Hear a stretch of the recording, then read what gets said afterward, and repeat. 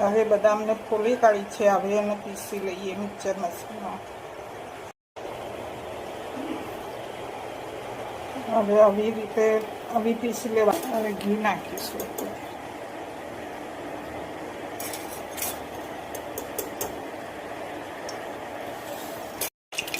ઘી ગરમ થઈ ગયું છે.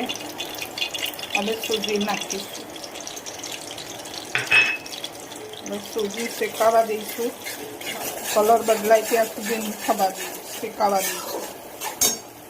બદામનો ભૂકો નાખી દઈશું.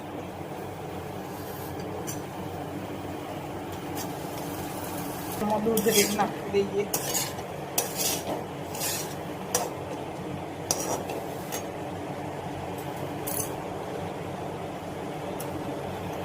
થોડું દૂધ 2-3 વખત નાખીશું.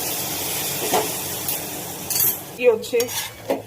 હવે ખાંડ નાખી દઈએ.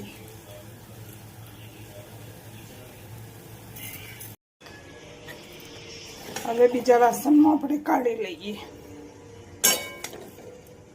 હવે શીરો થઈ ગયો છે.